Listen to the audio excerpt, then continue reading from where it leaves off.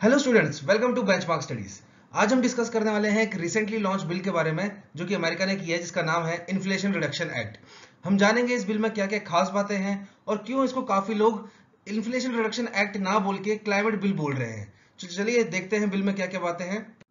तो ये हमारा बिल है, ये मेनली 3 पॉइंट्स पे फोकस करता है। वो है आपका deficit, domestic energy capacity and drug cost. ठीक है, तो इन पे क्या क्या इफेक्ट करता है वो हम आगे देखेंगे।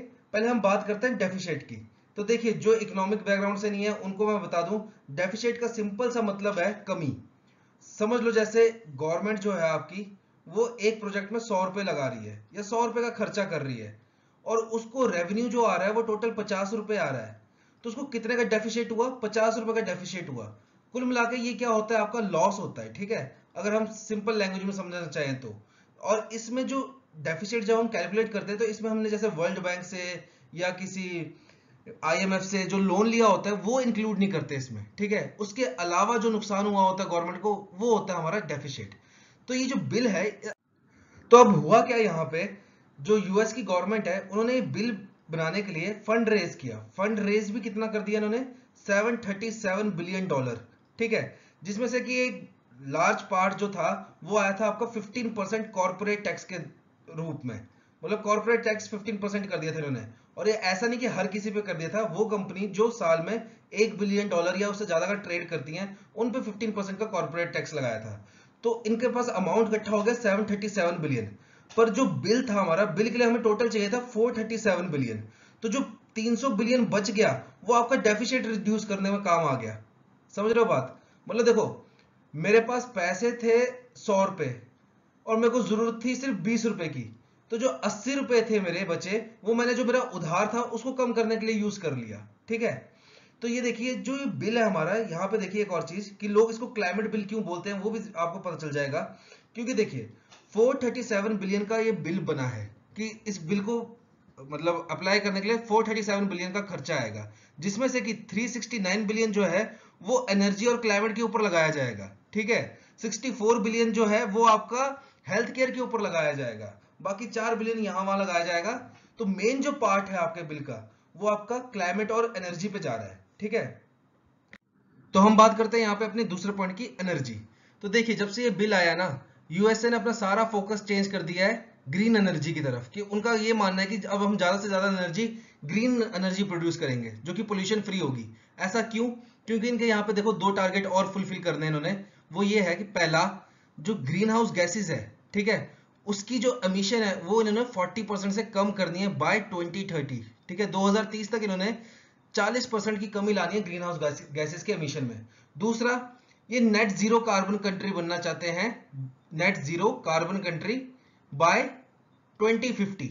2050 तक ये नेट जीरो कार्बन कंट्री बनना चाहते हैं। वही इंडिया का क्या टारगेट है? इंडिया का टारगेट है वो नेट जीरो कार्बन कंट्री बनेंगे 2070 में। ठीक है, तो देखिए इसको फुलफिल करने के लिए उन्होंने क्या किया है, आप देखो यहाँ पे एट प्रेजेंट इनकी 45,000 वर्किंग विंड टर्बाइंस है। ठीक है, और अगर ये इसी स्पीड से चलते तो इनकी 2030 में होनी थी 55,000।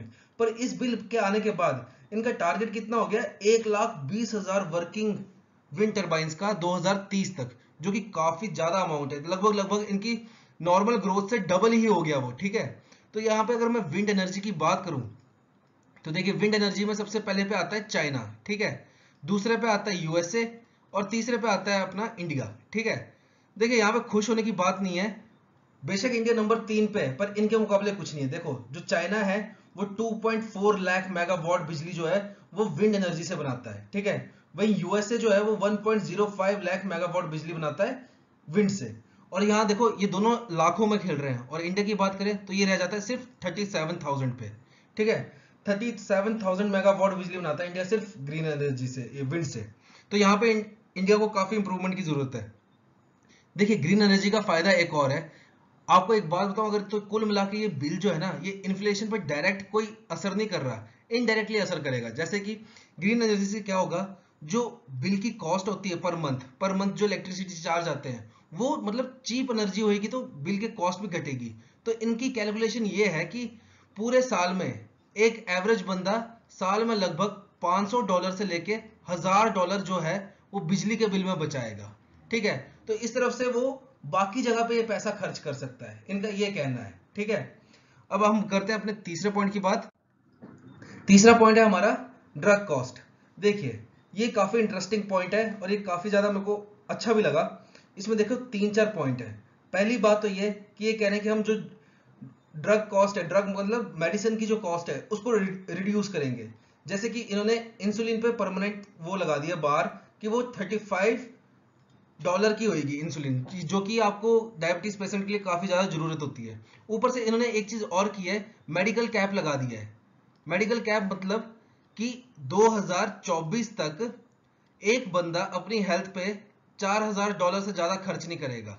उससे ज्यादा जो खर्चा होगा वो सरकार बेयर करेगी। ठीक है, $4000 से ज्यादा जो भी अमाउंट लगेगा वो सरकार देगी 2024 तक।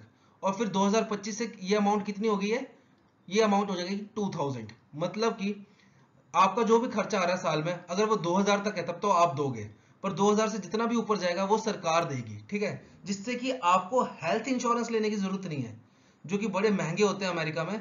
तो आपके हेल्थ इंश्योरेंस के पैसे बचेंगे, उस पैसों का इस्तेमाल आप जो बाकी चीजों के रेट बढ़े हैं वहां पे आप इस्तेमाल कर सकते हैं। कुल मिलाकर इनका यह है कि हम आपके यहां से पैसे बचा रहे हैं, पर हम आपके दूसरी जगह पैसे लगवा देंगे। तो आपको ये पूरे बिल के बारे में कैसा लगा, आपकी क्या राय है, और क्या इंडिया को ऐसा बिल लाना चाहिए कि नहीं, प्लीज कमेंट सेक्शन में लिखेगा। Till then have a nice day.